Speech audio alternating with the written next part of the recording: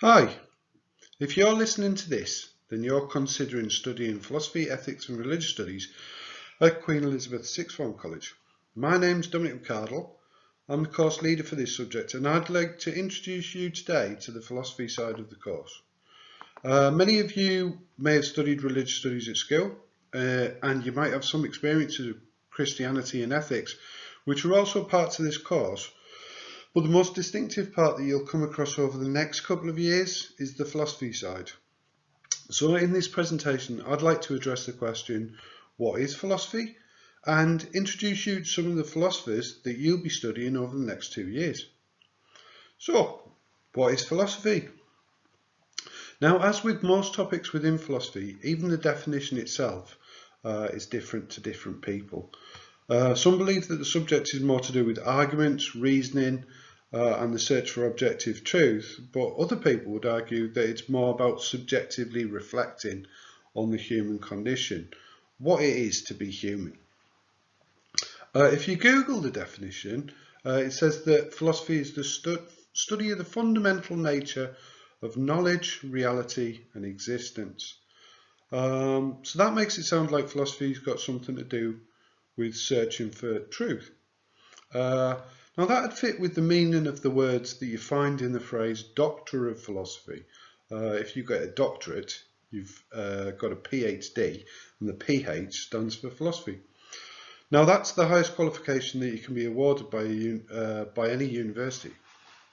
And if you get one, it means that what you've done is you've broken new ground in your field of knowledge or expertise. You've discovered something that nobody else knew previously.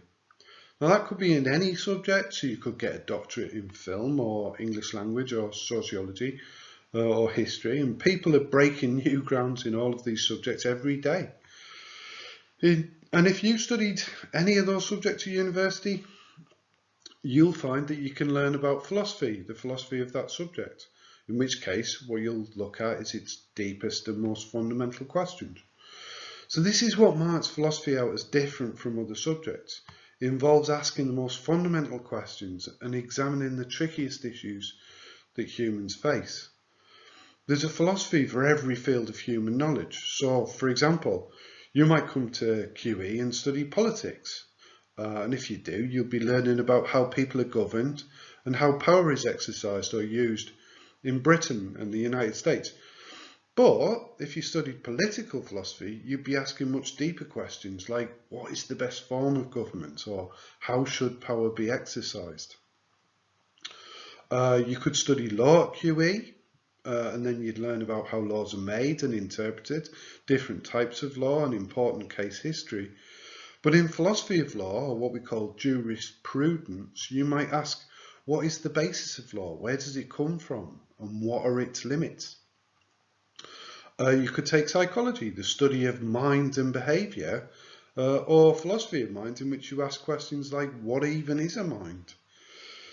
The ancient Greek philosopher Socrates perhaps best summed it up when he said, the unexamined life is not worth living. What philosophers do is think very deeply about the things that affect us, whatever or wherever those things might be found. The term philosophy in ancient Greek means lover of wisdom. Socrates is a very famous philosopher, second only to his student Plato, and almost everything we know about Socrates comes to us through the writings of Plato. Plato wrote all of his works as conversations or dialogues in which Socrates was always the central character. Plato then went on to teach another great philosopher, Aristotle, who founded the first university called the Academy of Athens. And he taught Alexander the Great, who went on to conquer the world as he knew it. Aristotle's price for teaching Alexander was that his father had to build an entire city, Stagira, that had been destroyed in a war. The teachers at that time were very highly respected in ancient Greece. It's fascinating to see that in one place, over just a few generations, there was such an explosion of culture, creativity and thought, the effect of which live with us still and define us to this day. Socrates was a citizen of Athens, one of the first democracies ever to have existed. In fact, the word democracy comes from the Greek words demos, meaning people, and kratos, meaning power. In Athens, this people power came about as a leader called Cleisthenes overthrew the aristocratic nobility of Athens and established a council of 500 Athenian citizens that would make decisions on the matters that affected them, a lot like democracy as we know it today. In Athenian democracy, the male citizens of Athens, because it was only male citizens of Athens that were allowed to vote, democracy then didn't extend to either slaves or women.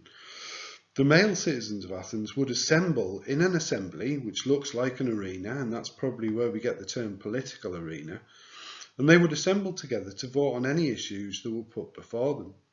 Now, there was no arguing backwards and forwards like we see with politicians today. Back then, people gave speeches, and then citizens voted or elected people, for example magistrates, on the basis of whether they'd been persuaded by the speech or not. And what emerged out of this new political system was a brand new form of power, the power of the politician or person of the people, political power. It was certainly not everyone who gave speeches at these assemblies. Only the most talented public speakers would give speeches. And they learned their skills from a group of people called the sophists, and that's where we get the word sophisticated from. The sophists were the very first teachers as you would know them today, and they charged a great deal of money for their services. Only the richest Athenians could afford education. They taught history and geography, mathematics and geometry, politics, but their most prized subject was rhetoric, otherwise known as the art of persuasion. Rhetoric is the ability to write and deliver speeches that manipulate your audience into thinking the way you want them to think. For example, you might come to college and I might set you some homework. I might then ask you, do you think it would be a good idea to get this homework in on time? That's what we call a rhetorical question. It's rhetorical because it uses rhetoric to manipulate the emotions of the audience. Phrasing it as a question that has only one reasonable answer suggests to you that it would be foolish to think differently. It's not really a question at all, but if I'd said, get your homework in on time, it wouldn't have the same emotional impact. Another classic example is the rule of 3. If you say something 3 times, it has more emotional impact than saying it once. You might try that yourself sometime. So, if you were trained in rhetoric, then when your time came to enter politics, you'd be able to give dramatic speeches, impress and persuade crowds, and win their votes in elections. Now, these sophist teachers became very famous in their own right, with names like Thrasymachus and Protagoras appearing throughout Plato's writings. Plato even devotes an entire book to Protagoras. But they always appear as adversaries or characters with whom Socrates disagrees. Protagoras famously advertised that through his teaching of rhetoric, he could teach people how to persuade others that black was white. In other words, he could teach his students to persuade other people to believe in things that were clearly and obviously false. You might think of politicians like Donald Trump today. So, if philosophy is the love of wisdom, is it wise to tell people falsehoods? What this reveals is Protagoras' attitude to the idea of truth.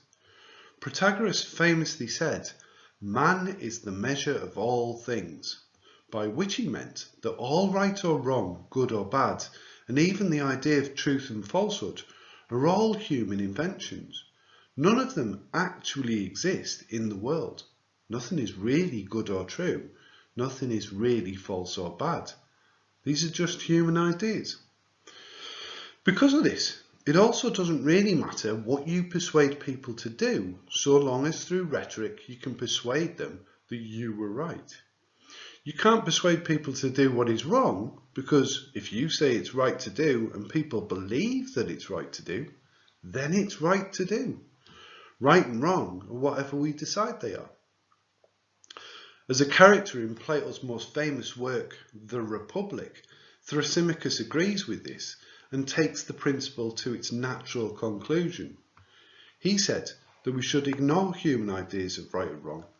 We should ignore moral rules and just do whatever we want to do. Getting back to Socrates, he became famous in Athens for challenging the politicians who had been trained by these sophists. They would give public speeches on issues of importance to Athens, and Socrates would attend these debates and then engage the politicians in argument. The technique that he used is now called dialectic, or argument through dialogue. In a dialectic, a question is raised like, what is the best way to live your life? And then someone presents their answer. We call this a thesis, but somebody else will criticise this idea and we call that an antithesis. Someone else will then present another answer, and this thesis and antithesis continues ideally until someone hits on a good answer that everyone can agree to. So, for example, in response to my rhetorical question about homework, you might say, but what if I have other pressing commitments, like other deadlines to meet? Instead of being manipulated, you tested my thesis, that it's wrong for you not to hand in your homework. I'd have to answer this question, and in doing so, we'd have a debate that would lead to a conclusion that we can both accept. So there's a story about Socrates that shows us something about his attitude to knowledge and the politicians of the day.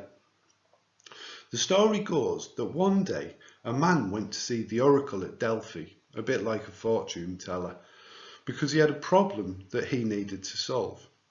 He asked the oracle who was the wisest person in Greece so that he could find help with his problem. The oracle replied that the wisest person in Greece was Socrates. Now, when Socrates heard this, he set out to prove that the oracle was wrong. But every person he came across who were honoured for their wisdom, in reality knew nothing. So Socrates eventually accepted the prophecy of the oracle because he said, while other people claim to have knowledge but do not, I know that I don't have knowledge, and this is what makes me wiser than them. Now, this is probably a myth, but it tells the story of Socrates' debates with Athenian politicians. He would use dialogue to slowly reveal that these sophist politicians really didn't know what they were talking about, even though they claimed to. In doing this, Socrates developed quite a following among the youth of Athens, who would crowd to see him challenge the authority and power of political figures.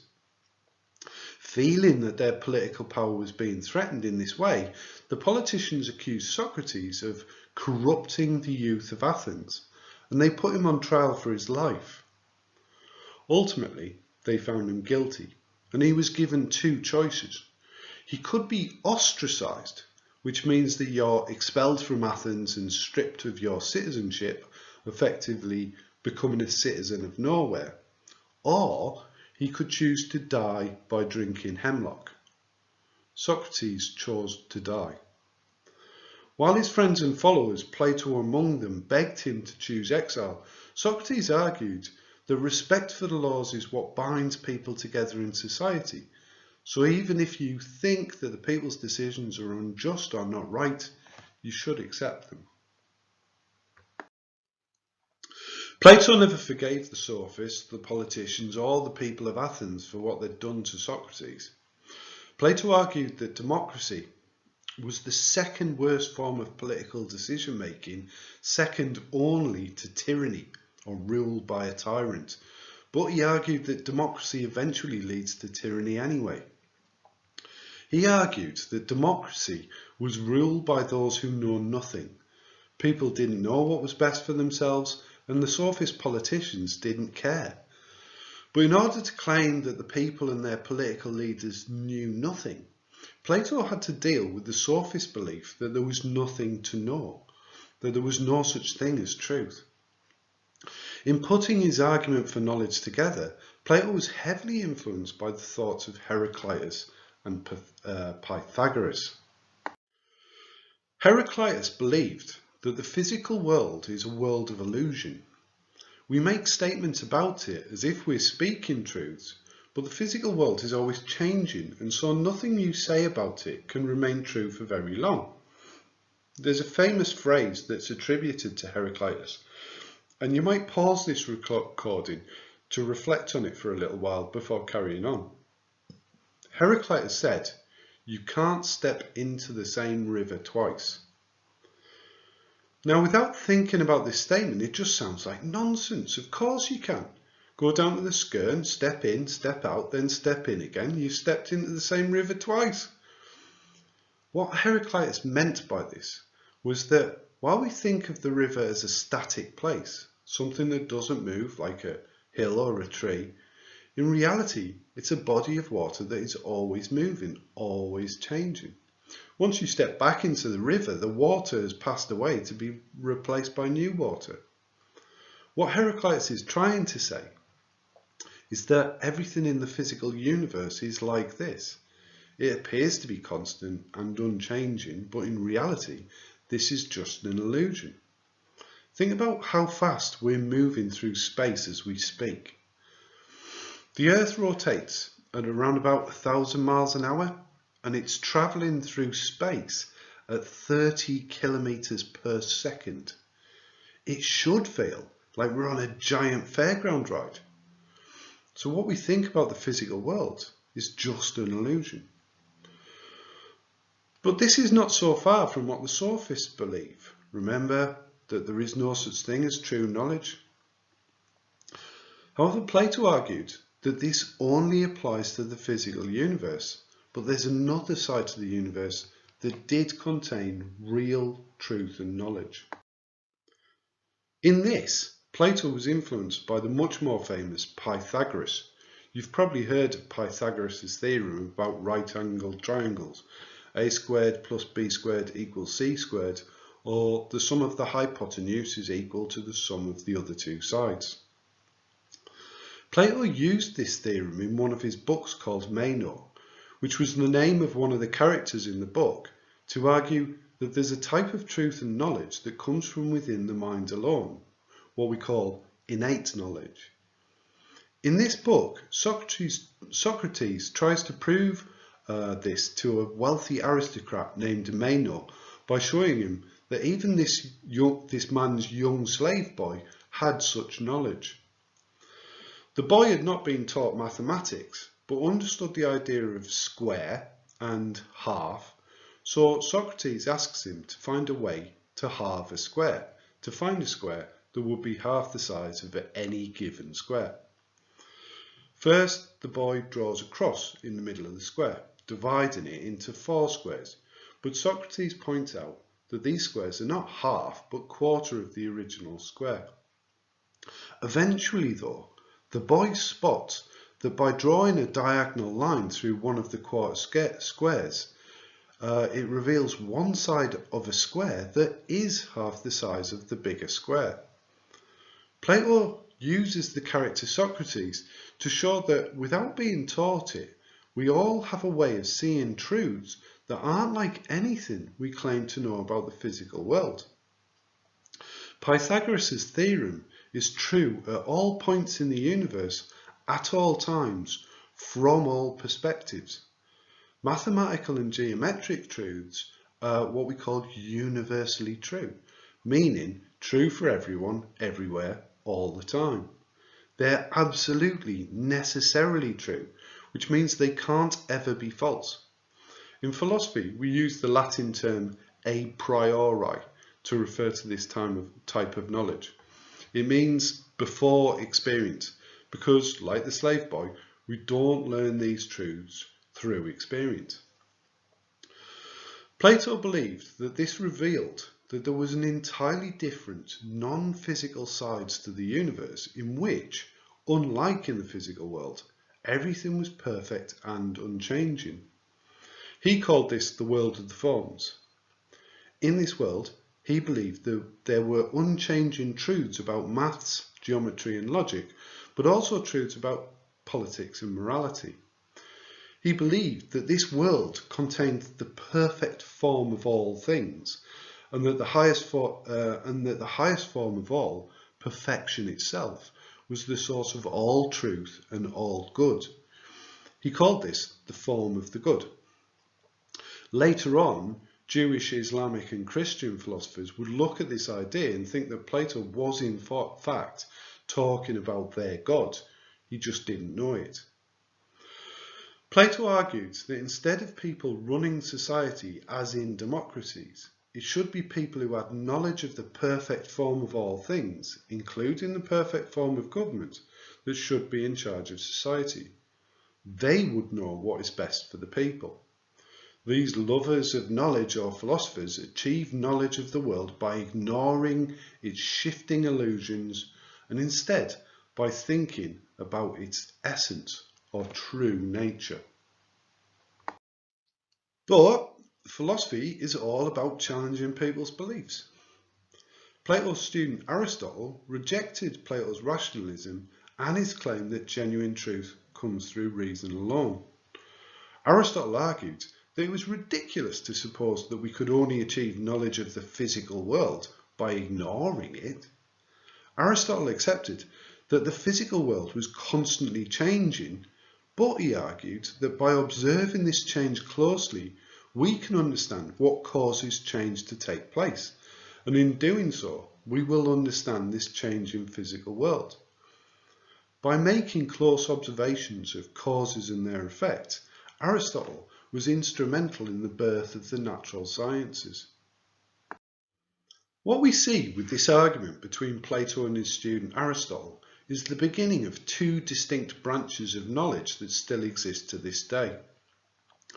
The branch favoured by Plato, called rationalism, claims that true knowledge comes through reason. We might associate mathematics with that branch of knowledge. But the branch favoured by Aristotle we call empiricism, and it claims that all knowledge must come through the senses and observation.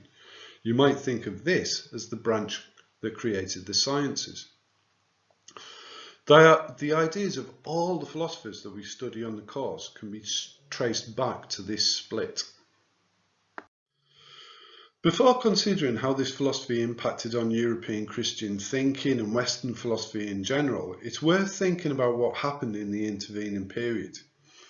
Greek civilization came under the influence of Rome after the invasion that took place around 200 BCE.